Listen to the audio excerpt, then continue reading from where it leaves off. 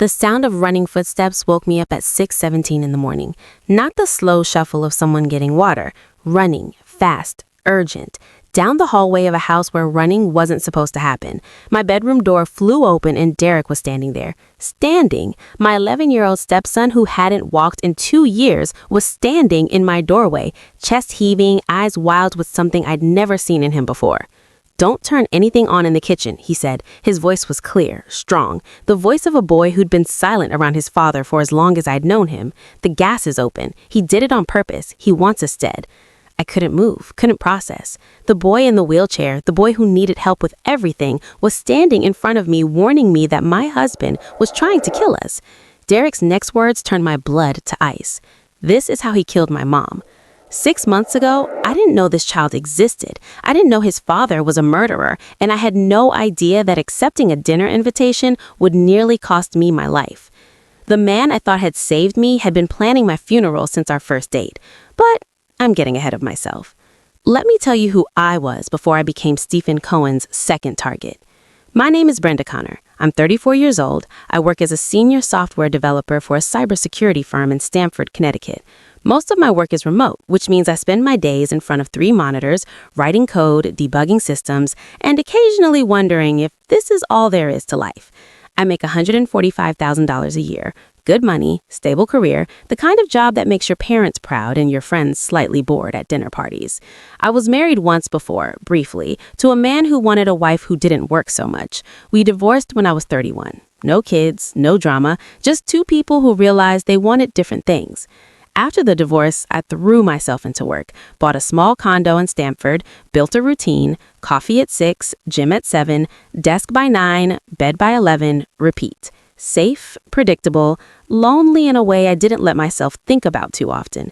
Then I met Stephen Cohen at a tech networking event in Manhattan 8 months ago. He wasn't my type, too polished, too charming, the kind of man who knew exactly how good he looked in a suit and expected you to notice.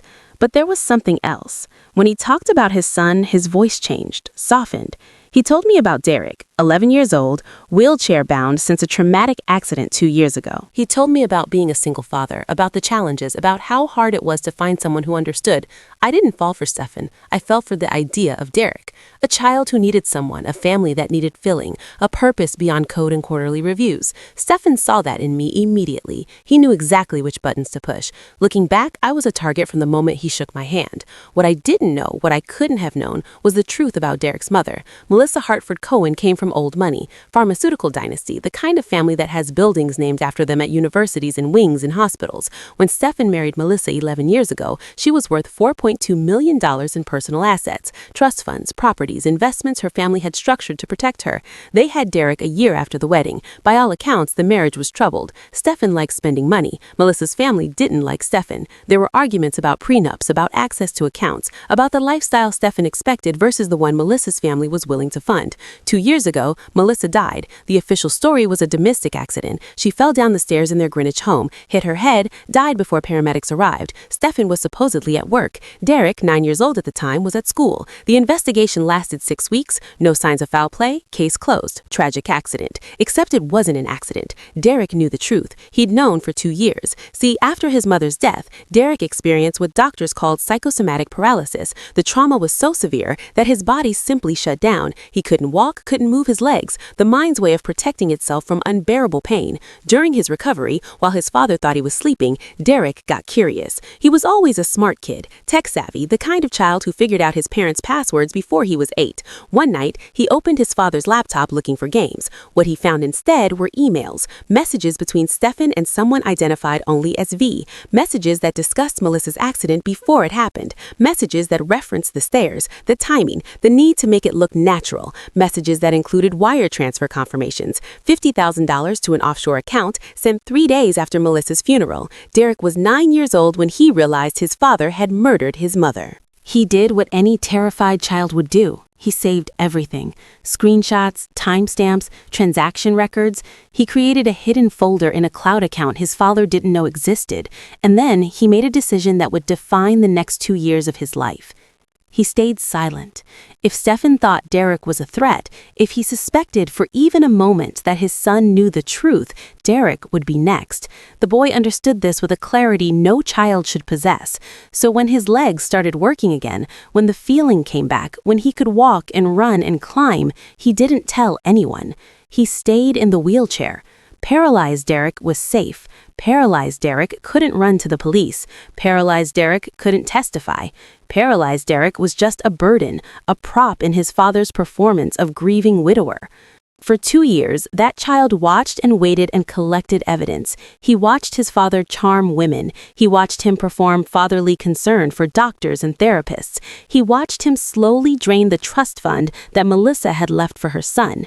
$380,000 over 24 months, withdrawn in careful increments of $15,000 to $20,000, just below the threshold that would trigger automatic reporting. Stefan was methodical, patient. He knew exactly how to steal from his own child without getting caught. But there was a problem. The bulk of Melissa's estate, the $4.2 million trust, was structured to pass directly to Derek when he turned 18. Stefan was the administrator, yes, but he couldn't touch the principal, only the interest, only the maintenance fees he justified with creative accounting. To get the real money, the life-changing money, Stefan needed Derek gone. And that's where I came in. The perfect wife, the perfect witness, the woman who would be in the house when the tragic accident killed both her and her stepson, the woman whose $500,000 life insurance policy Stefan had quietly taken out in my name 3 months after we started dating. I didn't know about that policy. I didn't know about any of it. I was just a programmer who wanted to help a sweet boy in a wheelchair. I was the easiest mark Stefan ever found. The first 2 months were perfect, suspiciously perfect if I'd been paying attention. I moved into the Cohen house in Greenwich 6 months ago. It was a $2.8 million property with 6 bedrooms, a pool, and the kind of landscaping that required a full-time crew. Everything about it screamed wealth, tasteful wealth, the kind that came from generations of money managing money. Stefan welcomed me with flowers and champagne. He introduced me to the household staff, a housekeeper named Rosa who came 3 times a week, a physical therapist for Derek named Martin who visited every other day, a chef who prepared meals when Stefan was entertaining clients. My job, Stefan explained, was simple: be there for Derek. Be a presence, a maternal figure, someone the boy could trust. What he didn't say, what I only understood later, was that my job was to be a witness, to establish the narrative of a happy, blended family, to make the eventual accident look even more tragic. From the beginning, something felt off about Derek. He was polite, too polite, the kind of careful politeness that children develop when they're constantly being watched. He answered questions with single words: yes, no, thank you. He rarely made eye contact with his father, and when Stefan was in the room, Derek seemed to shrink. Not physically, something in his energy just dimmed. I told myself it was trauma. The boy had lost his mother. He was adjusting to a new woman in the house. Of course he'd be guarded. But there were moments, small ones, when Stefan was at work and it was just Derek and me, something changed. He'd look at me differently. There was an intensity in his gaze, an assessment, like he was trying to figure out who I really was. The first crack appeared in month 3. Stefan started working late. Dinner meetings, client calls, business trips that lasted longer than they should. I didn't think much of it at first. Real estate investment was demanding. Deals happened on other people's schedules. But the time he spent at home shifted too. When he was there, he seemed distracted, impatient, and the way he treated Derek changed. Small things: a sigh when Derek needed help transferring from his wheelchair, an eye roll when Derek asked the question, a clipped tone that bordered on cruelty. Do you need me to do everything for you? Can't you figure anything out yourself? Derek never reacted. He just absorbed it, went quiet, waited for his father to leave the room, and then, only then, would his shoulders relax. One evening, I found Derek alone in the living room. Stefan was at another dinner. The house was quiet. I sat down across from him and asked if he was okay. He looked at me for a long moment. Something flickered in his eyes, a calculation, a decision being weighed. Then he just said, "I'm fine." but he held my gaze a beat too long, like he was testing me, like he wanted to say more and was holding back. I started paying closer attention after that night. The way Derek's hands gripped his wheelchair armrests when his father walked into a room, the way his breathing changed, the way he positioned himself near doorways even though he supposedly couldn't use them to escape. These were survival instincts, the kind you develop when you're not safe in your own home.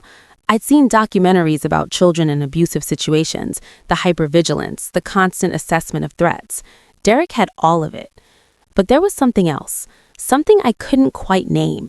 He watched his father with more than fear. There was calculation there, patience, like he was waiting for something. I didn't know it then, but Derek had been waiting for 2 years, waiting for someone he could trust with the truth that was slowly suffocating him. And he was deciding whether that someone could be me. The turning point came at a dinner party in month 4. Stefan's parents hosted us at their estate in New Canaan. Old money meets older money. Crystal glasses and women in pearls and men who talked about their boats like they were discussing children. What happened at that dinner would haunt me for weeks, not because of the humiliation, because of what it revealed about the man I was living with. Stefan introduced me to the room as his companion, not girlfriend, not partner, companion, like I was hired help with better clothes. His mother, a sharp-faced woman named Caroline, looked me up and down like I was furniture she hadn't approved. Melissa had such beautiful taste, she said to no one in particular. It's a shame she isn't here. I waited for Stefan to say something, to defend me, to acknowledge that I was standing right there. He laughed, raised his glass. Mother always did have high standards. It's what makes her party so exclusive. The table laughed with him. I stood there with a smile frozen on my face and my jaw aching from the effort. Caroline wasn't finished. She turned her attention to Derek, parked in his wheelchair at the corner of the room, like an afterthought. No one had bothered to pull him to the main table. He sat alone, plate balanced on his lap, watching everything with those careful eyes. And that poor child, Caroline sighed dramatically. What a burden for everyone. Melissa would have known how to handle this situation properly. Some women are simply natural mothers. I felt my nails digging into my palms. This woman was calling a child, her own grandson, a burden, in front of him, in front of a room full of people who all nodded along like this was perfectly acceptable. Derek's face stayed blank, controlled. 2 years of practice hiding every emotion, but I saw his hands grip the wheelchair arms so hard his knuckles went white. That's when I understood something important. This wasn't just a difficult family. This was a family that had perfected cruelty and called it class. Derek had been surviving these people his entire life. No wonder he trusted no one. No wonder he watched everything. He'd learned from birth that the people who were supposed to protect him were the most dangerous ones in the room. No one defended him. Not his father, not his grandfather, not a single person in that room full of privilege and pearls. I opened my mouth to respond, to say something, anything. Stephen's hand landed on my arm, firm, warning. His smile never wavered. "Don't," he murmured through his teeth. "You'll embarrass yourself." I swallowed the words, smiled at the table, but something shifted inside me. I wasn't just staying for Derek anymore. I was starting to understand that getting him out of this family might be the most important thing I'd ever do. On the drive home, I confronted him. I kept my voice calm, measured. I asked why he didn't correct his mother, why he introduced me like I was temporary, why he let her speak about Derek like he was damaged goods to be tolerated. Stephen's response was cold. "You need to understand something, Brenda. My family's particular. They're still grieving Melissa. You can't expect them to welcome you overnight. And frankly, your sensitivity is becoming exhausting. Most women would be grateful to be in your position." Grateful. The word stuck in my throat like broken glass. I should have left that night, packed a bag and walked out the door. But there was Derek, that silent, watchful boy who flinched when his father raised his voice. I couldn't leave him alone in that house with a man who called his own son a burden. That decision nearly killed me. It also saved my life. Something shifted after that dinner party. I started looking for the real Stephen, not the charming version he showed the world. And once you start looking for cracks in someone's mask, you find them everywhere. He checked his phone obsessively when he thought no one was watching. He made calls behind closed doors. He came home late smelling of perfume that wasn't mine. Classic signs of an affair, I thought. Just another lie in a marriage built on them. But the real discovery came in month 5, and it wasn't about infidelity. Month 5 brought the discovery that changed everything. Stefan needed a document for our joint tax filing. He was out. I had access to his home office. He'd given me the password month ago, back when he was still pretending to trust me. I wasn't looking for anything. I was just trying to find the form. But when I opened his laptop, a folder caught my eye. Finances_Derek. I should have closed it, minded my own business, but something, call it intuition, call it the accumulated weight of too many small warning signs, made me click. What I found made my stomach turn. Spreadsheets, transaction records, withdrawals from Derek's trust funds spanning 2 years, $15,000 here, $18,000 there, $12,500, $19,000, all labeled as administrative expenses, medical costs, household maintenance. I ran the numbers, accountant brain kicking in despite years in a different field. The total came to $380,000. Stefan had been stealing from his own son since the day Melissa died. I photographed everything, every spreadsheet, every transaction, every falsified expense report. I didn't know what I was going to do with the evidence, but I knew I needed it. That night, I looked at Derek differently. This boy wasn't just dealing with trauma from losing his mother, he was being robbed blind by the man who should have been protecting him. I didn't say anything, not yet, but I started watching Stefan the way Derek had been watching him all along. The next few weeks, I paid attention to everything. How Stefan talked about Derek to others. My son is such a burden, but what can you do? The sacrifices we make for family. How he forgot Derek's medication 3 times in 1 week. How he canceled physical therapy sessions without telling anyone. How he dismissed the housekeeper early when Derek needed help and then complained about having to do it himself. It wasn't abuse in the way courts would recognize, no bruises, no broken bones, just a systematic campaign of neglect disguised as a loving father's stress. One night I heard Stefan on the phone in his office. I was passing by the door, not eavesdropping intentionally, but his voice made me stop. "The kid is a liability," he said. "I'm tired of waiting, but not much longer." My blood went cold. I stood there frozen, trying to convince myself I'd misheard, that it meant something else, that the man I lived with wasn't talking about his own child like an obstacle to be removed. I moved away from the door before he could catch me, but I didn't sleep that night. The fact started in month 6. I couldn't pretend anymore. Couldn't watch him treat Derek like a burden without saying something, so I started pushing back. When Stefan sighed at Derek's needs, I called him out. He's your son. He needs patience, not irritation. When Stefan canceled therapy again, I rescheduled it myself. Derek's recovery matters. You should want this. When Stefan snapped at Derek for asking a simple question, I stepped between them. He's 11 years old. Talk to him like a person. Stefan didn't like being challenged. The mask slipped further each time. "You've been here 5 months, he said during one fight. His voice was quiet, dangerous. "And you think you understand this family better than I do? You think you know what's best for my son? I do when you won't," I said. His eyes went cold, flat, like something behind them switched off. "If you're not happy here, the door is right there." I should have walked through it, but I thought about Derek, alone with this man, and I couldn't. I told myself I'd leave eventually, when I had a plan, when I could figure out how to help Derek without abandoning him. I scheduled a meeting with a family lawyer for the following Monday. I was going to ask about reporting neglect, about what options existed for step-parents who witnessed abuse. The meeting was set for Monday. It was Saturday.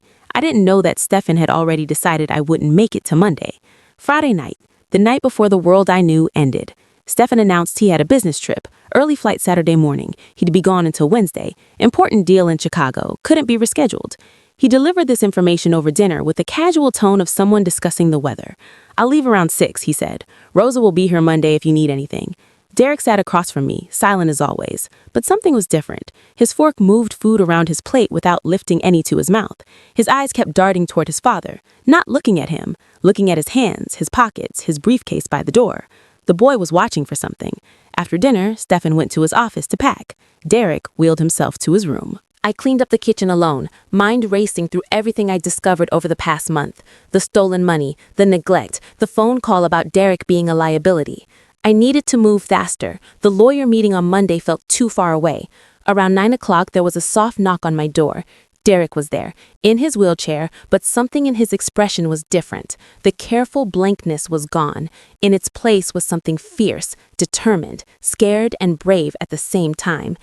"Can you come to my room?" he said. "I need to show you something." I followed him down the hall. His room was standard 11-year-old, posters on the walls, books stacked on shelves, a desk with a computer his father thought was for games. Derek locked the door behind us. Then he did something that made me step back. He reached under his mattress and pulled out a laptop, not the one on his desk, a different one, older, hidden. "I've been waiting to show someone this," he said. "I didn't know if I could trust you, but I think I can. I think I have to."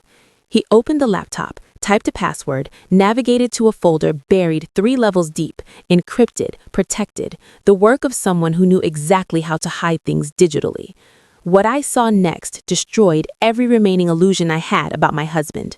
Emails, dozens of them, between Stefan and someone using only the initial V. The timestamps started 4 months before Melissa's death. The first email discussed the house, the stairs, how accidents happen all the time. The second mentioned a window of opportunity, a day when the housekeeper would be off, when Derek would be at school.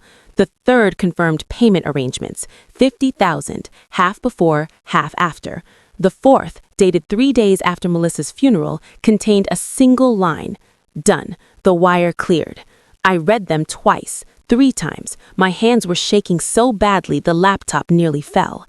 Derek watched me with those ancient eyes. "I found these when I was 9, after Mom died.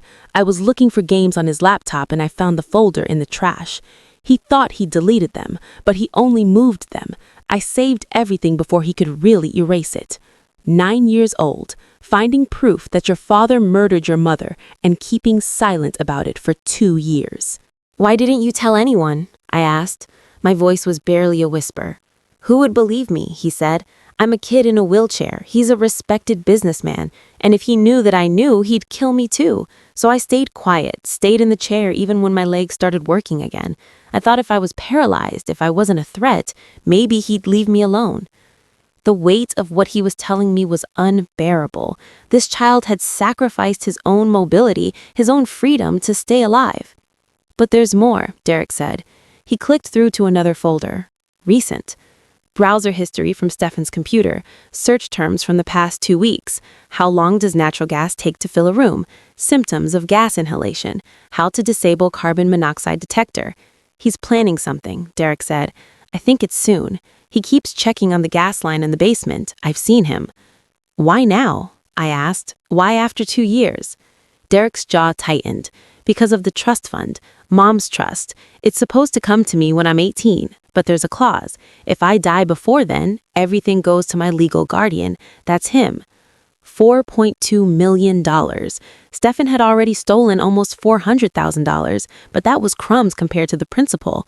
For the real money, he needed Derek dead. "And me," I said slowly, piecing it together. "He took out a life insurance policy on me, $500,000. Derek nodded. "I found that too, 3 months ago.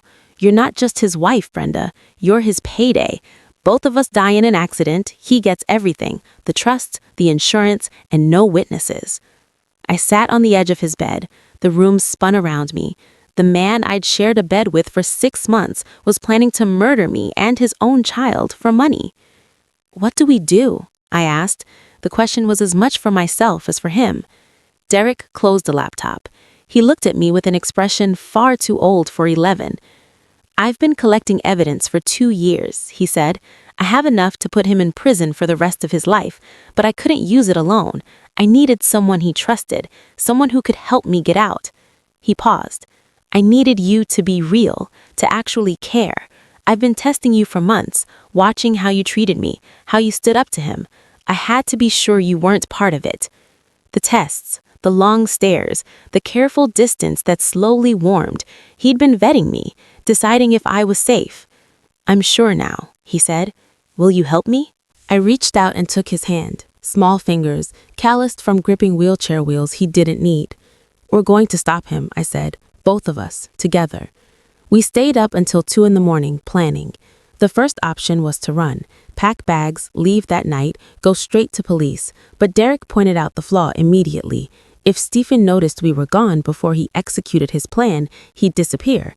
The money in that offshore account was enough to start over somewhere without extradition.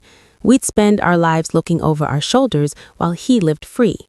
The second option was better, harder, but better. We'd let him make his move, document everything, catch him in l'act, and then we'd destroy him. Derek had been preparing for this possibility longer than I realized. The kid was a prodigy, not just smart, brilliant. He'd spent 2 years in that wheelchair with nothing to do but learn. Coding, network security, digital forensics, skills he taught himself from YouTube videos and online courses, while his father assumed he was playing games. 3 months ago, Derek had installed a GPS tracker on Stephen's car, hidden in the wheel well, broadcasting location data to a server Derek controlled. Stephen had no idea his every movement was being logged. He also had access to the home security system, cameras, motion sensors, everything fed to an app on his hidden laptop. He'd been recording his father for months. My contribution was the final piece. I was a cybersecurity professional. My job was literally finding vulnerabilities and closing them. Now I'd use those skills to create an airtight trap. We copied Derek's entire evidence folder to 3 separate locations: an encrypted cloud server, an email scheduled to send to a defense attorney in Hartford if we didn't cancel it within 48 hours, a physical USB drive that I hid in the lining of my suitcase. If anything happened to us, the evidence would surface. Stephen would be finished either way. But we didn't want to die. We wanted to watch him fall. Saturday morning, 5:45 a.m. I was awake, lying in bed with my eyes closed, listening. Stephen's alarm went off at 5:30. I heard him moving around the bedroom, showering, dressing, the careful, methodical sounds of a man preparing for a trip. At 5:59, he came to my side of the bed. I felt him lean down. His lips brushed my forehead. "See you Wednesday, love," he whispered. I kept my breathing steady, slow, the breath of someone deep in sleep. He left the bedroom. His footsteps went down the hall, past Derek's door without stopping, down the stairs, into the kitchen. Through the laptop on Derek's lap in his bedroom, I knew exactly what Stephen was doing. The hidden camera in the kitchen showed everything in real time. Stephen opened the cabinet under the sink. He reached behind the cleaning supplies and turned the valve, the gas line to the stove. He cranked it open. Then he went to the thermostat on the wall. The heating system was programmed to kick on at 7 a.m. When it did, the ignition would create a spark, and a house full of gas would become a fireball. Stephen checked his watch, looked around the kitchen, satisfied. He grabbed his briefcase, walked to the front door, and left. 6:15 a.m. The GPS tracker showed his car pulling out of the driveway. I watched the dot move down the street, waiting for it to head toward the highway, toward Chicago. It didn't. The dot turned left instead of right, drove 3 blocks and stopped. A coffee shop, open 24 hours, with a direct line of sight to our street. He wasn't going to Chicago. There was no business trip. Stephen was parking himself close enough to watch his plan unfold and far enough to have plausible deniability. The perfect alibi. He'd claim he stopped for coffee, heard the sirens, rushed back to find his family dead. Derek appeared in my doorway, standing, walking, running. "The gas is open," he said. "He's at the cafe on Maple Street. He's waiting." I was already reaching for my phone. "We have to move now," I said. Derek nodded. He wasn't scared anymore. He'd been waiting for this moment for 2 years. "This is how we end it," he said. I dialed 911. The operator answered on the second ring. "I need to report an attempted murder in progress," I said. My voice was steady, clear, the voice of a woman who had stopped being afraid. "I also have evidence of a previous homicide. The suspect is nearby. He's waiting to watch us die." The operator asked me to stay on the line. 20 minutes later, 3 unmarked cars pulled up to the house. Detectives, tactical unit. They came in quiet. No sirens, no lights. I showed them Derek's laptop, the emails about Melissa, the GPS showing Stephen's location, the security footage of him opening the gas line an hour ago. The lead detective, a woman named Harrison with shark eyes and no patience for small talk, looked at Derek. "You collected all this?" she asked. Derek nodded. "I had to. No one else was going to save us." Detective Harrison studied him for a long moment. Then she turned to me. "He's still at the cafe?" I checked the GPS. The dot hadn't moved. "He's waiting for the explosion," I said. When it doesn't happen, he'll come back. He'll pretend he forgot something. He'll want to see why his plan failed. Harrison nodded. Then we wait for him here. She looked at both of us. Are you willing to confront him, with us as witnesses? Derek straightened. He looked at me. I looked at him. We'd been waiting for this, I said. Let's finish it. The next 45 minutes were the longest of my life. Detective Harrison positioned her team throughout the house. 2 officers in the kitchen, door cracked just enough to see the living room, 1 in the hallway closet, 1 in the basement monitoring the gas line they'd safely shut off. An unmarked car sat at the end of the street, another one 2 blocks away. If Stefan ran, he wouldn't get far. I sat on the living room couch with Derek's laptop open on the coffee table. The screen showed the GPS tracker, the dot at the cafe, unmoving, waiting. He was probably checking his phone every few minutes, waiting for the news alerts, the fire department, the sirens. He'd be disappointed. Derek was in his wheelchair, back to the entrance, head down, playing the role he'd perfected for 2 years, the helpless child, the burden, the prop. We didn't speak, just waited. The clock on the wall ticked loud enough to count heartbeats. At 7:15, the dot moved. He's leaving the cafe, I said quietly. My voice didn't shake. I was surprised by that. Harrison's voice came through the earpiece they'd given me. Copy that. Everyone hold positions. Remember, we need him inside. We need him talking. The dot traveled slowly, down Maple Street, right on Oak, left on Our Street. He's coming, I said. Derek's shoulders tensed slightly, the only sign that he felt anything at all. 2 years of waiting came down to the next few minutes. A minute later, I heard the car in the driveway, the engine cutting off, a door opening and closing. Footsteps on the front porch, slow, uncertain. He'd expected to see smoke, emergency vehicles, chaos. Instead, quiet. The key in the lock, the door swinging open. And then Stefan walked into his own home for the last time. He looked exactly the same as when he'd left 3 hours ago. Suit, briefcase, the easy smile of a man who expected to find ashes and corpses and a very large insurance payout. Instead, he found me on the couch and Derek in his wheelchair, alive, calm, waiting. I watched his face cycle through emotions in a single second. Confusion, calculation, a flicker of something that might have been fear, and then the mask slamming back into place so fast you'd miss it if you blinked. Brenda, he said.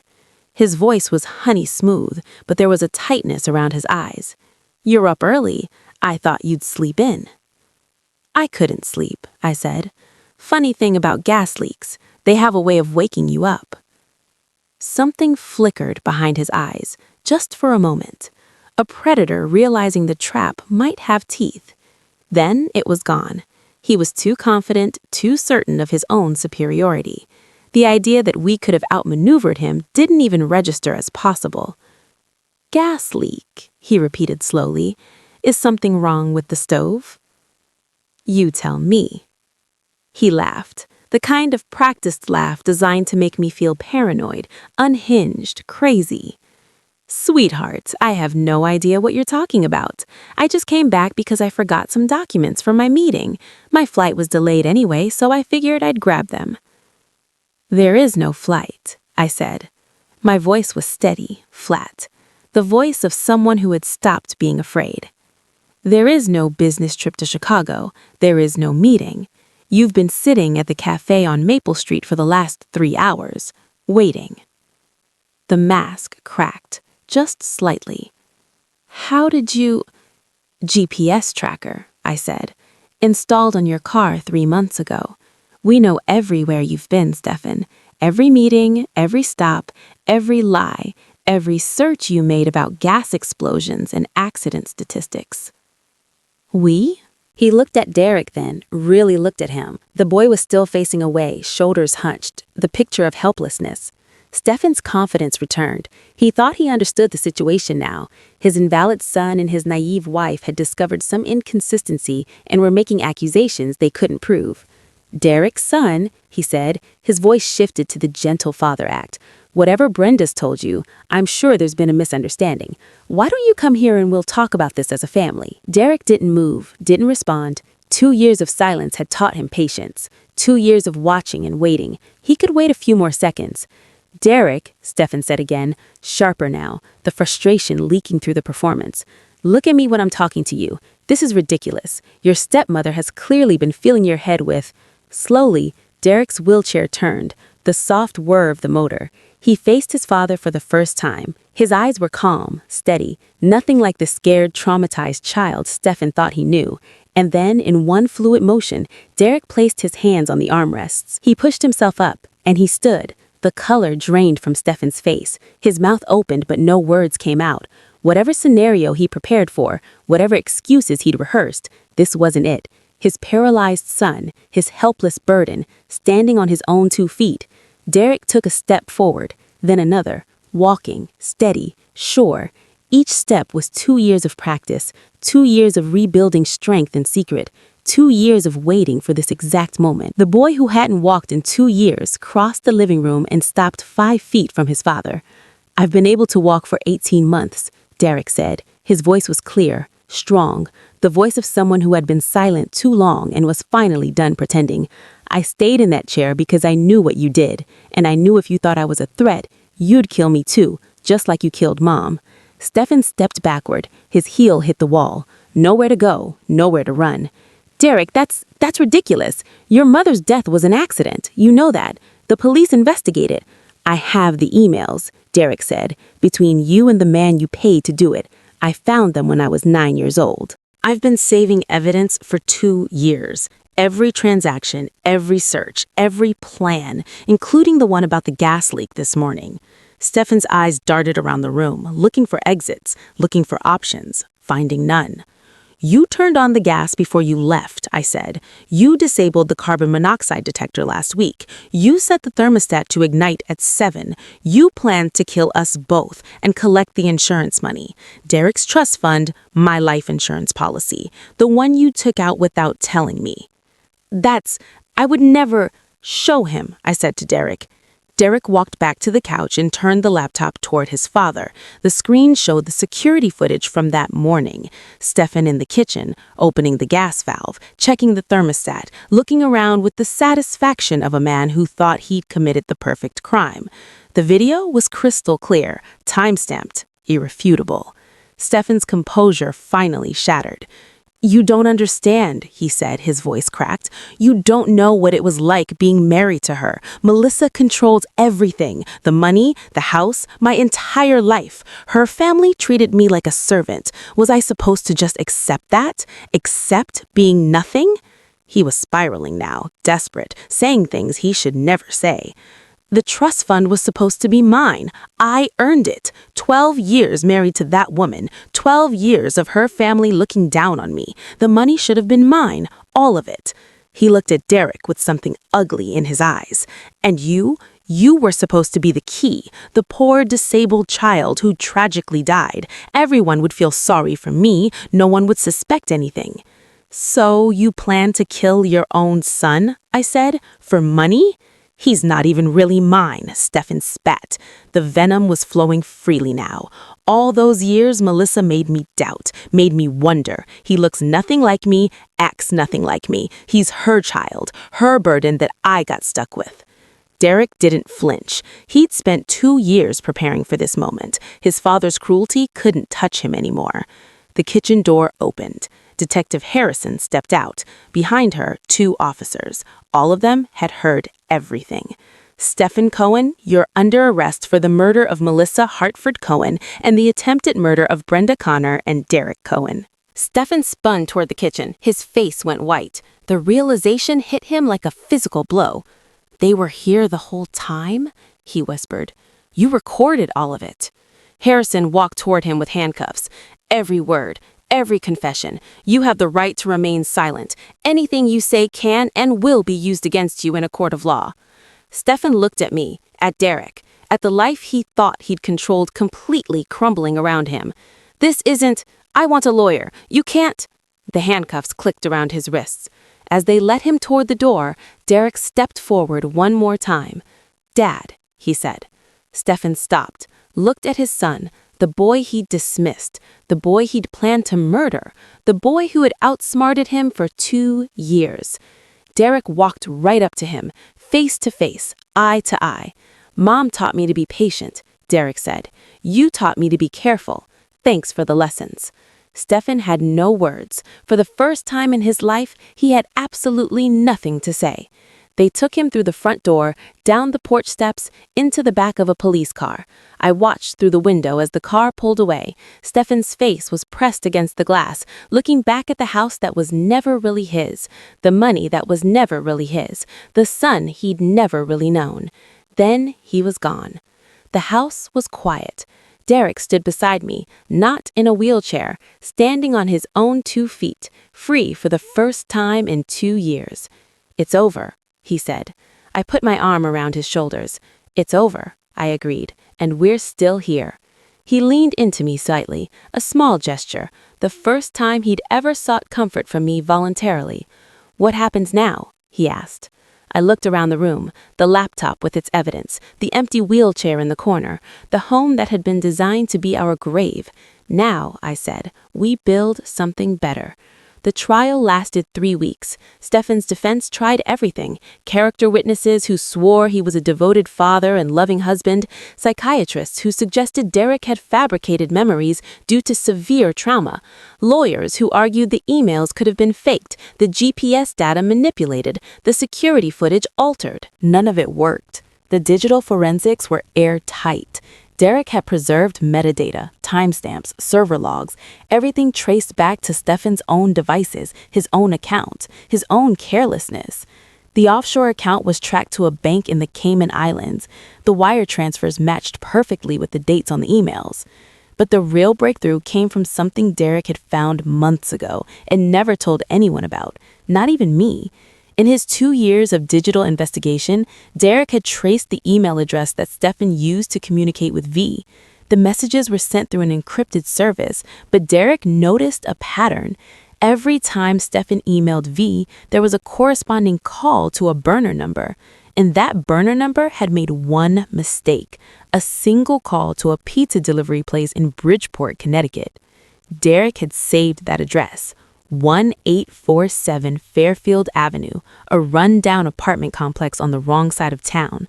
When federal agents knocked on that door 3 days after Stefan's arrest, they found Victor Marsh eating cereal in his underwear, a former contractor with a history of insurance fraud, workplace accidents, and a gambling addiction that had left him $80,000 in debt to people who broke kneecaps for a living.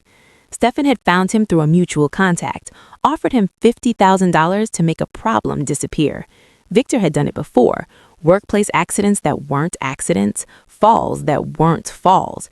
He knew how to make death look natural. When the agent showed him the evidence, the emails, the wire transfers, the digital trail that an 11-year-old boy had pieced together over 2 years, Victor folded in minutes, took a plea deal in exchange for full testimony, described exactly how he'd made Melissa's murder look like an accident, how he'd waited in the basement while she came down the stairs, how Stefan had told him exactly which step was loose, which angle would look most natural, how they'd celebrated afterward at a bar in Hartford. Stefan had ordered champagne. The jury looked sick when they heard that part. One woman in the front row had to leave the courtroom. The security footage of Stefan opening the gas valve played 3 times in court. The GPS data showing him waiting at the cafe played twice. His own internet search history, how long for gas to fill a house, and symptoms of gas poisoning, played once. That was enough. And Derek's testimony brought the courtroom to absolute silence. An 11-year-old boy explaining how he'd spent 2 years pretending to be paralyzed because he was afraid his father would kill him, how he'd watched and waited and gathered evidence alone, how he taught himself digital forensics from YouTube videos because there was no one else to help, how he tested me for months before deciding he could trust me with the truth. The prosecutor called it the most meticulous case of child survival she'd ever seen in 20 years of practice. When Derek stood up from his chair and walked to the witness stand under his own power, someone in the gallery gasped. Stefan went pale. It was the first time he'd seen his son walk since the day Melissa died. The defense had no response. How do you cross-examine a child who outsmarted you for 2 years? The verdict came on a Tuesday afternoon. guilty on all counts. First-degree murder of Melissa Hartford Cohen, attempted first-degree murder of Brenda Connor and Derek Cohen, insurance fraud, wire fraud, trust fund misappropriation. The judge sentenced Stephen to life without the possibility of parole. I watched his face as they read the verdict. There was no remorse, no acceptance, just the cold fury of a man who couldn't believe he'd been beaten by an 11-year-old and a woman he'd written off as collateral damage. They led him away in handcuffs. He didn't look back. The $380,000 he'd stolen from Derek's trust fund was recovered and returned. An independent fiduciary firm was appointed to manage the $4.2 million until Derek turns 18. The life insurance policy Stephen had taken out on me was voided. The house in Greenwich sold for $2.6 million. Derek didn't want to keep it. Too many ghosts. The money went into his trust fund, adding to the future his mother had tried to protect. 6 months after the trial, the adoption was finalized. Derek Michael Cohen became Derek Michael Connor. The paperwork was simple. No other family members wanted custody. Stephen's parents, who treated Melissa like an inconvenience and me like furniture, suddenly had nothing to say. The boy they'd ignored for years was officially not their problem. Derek was fine with that. More than fine. We moved to Boston. New city, fresh start. I found a position at a security firm downtown. Good salary, reasonable hours, a job that let me be home when Derek got back from school. He's in 7th grade now. Walking, running, joined the robotics club, has friends who never knew him as the quiet kid in the wheelchair. The therapist says he's making remarkable progress. Some nights are still hard, some memories don't fade easily, but he's healing. We both are. Last Saturday morning, I was making coffee when Derek shuffled into the kitchen, hair messy, still half asleep, the normal look of a 12-year-old on a weekend. "Can I make pancakes?" he asked. "Go ahead," I said. "I'll supervise." He pulled out the mixing bowl, the flour, the eggs, started measuring ingredients while talking about a coding project at school, something about AI and pattern recognition. Half of it went over my head, but I listened anyway. He paused mid-sentence, looked at me with an expression I'd come to recognize, the one that meant something important was coming. "Thank you," he said, "for staying." I smiled, set down my coffee cup. "Thank you for trusting me," I said. He nodded, went back to his pancakes. Some families are born, others are built. Ours was constructed on the ruins of something terrible, piece by piece, trust by trust. Stephen Cohen thought he was the smartest person in every room. He thought his wife was too dumb to see through him. He thought his son was too weak to fight back. He thought he could murder and steal and manipulate his way to everything he wanted. He was wrong about all of it. The woman he dismissed saved herself. The child he underestimated destroyed him. And the money he killed for went exactly where Melissa always intended, to her son. To the boy she raised to be patient and careful and stronger than anyone knew. Sometimes the quietest people in the room are the most dangerous, not because they're violent, because they're watching, learning, waiting for the right moment to strike. Derek waited 2 years. It was worth every second. Stephen is in a federal prison now. No parole, no early release, no second chances. And every morning I wake up in a home that feels safe. I make breakfast for a kid who calls me mom now. I go to work knowing that the people I love are protected. That's what justice looks like. Not revenge, not anger, just a quiet life built on the ashes of someone else's cruelty. Stephen thought he was the predator, the smartest person in every room, the master manipulator who could charm anyone and use anyone and discard anyone who got in his way. He underestimated a woman he saw as convenient. He underestimated a child he saw as a burden, and he never saw the trap until it was already closed. Some people think silence is weakness, that the quiet ones are the ones you don't need to worry about, that the people who don't fight back can't fight at all. They're wrong. Sometimes the quietest people are watching, learning, building a case so airtight that when they finally speak, their words become prison sentences. Derek spent 2 years in silence, 2 years in a wheelchair he didn't need, 2 years playing helpless while he built the evidence that would destroy his father. I spent 6 months in a marriage with a man who was planning my funeral. We both survived. We both won. And now, every morning, I wake up in a home that feels safe. I make breakfast for a kid who calls me mom. I go to work knowing that the people I love are protected, that the monster who hunted us is locked away forever.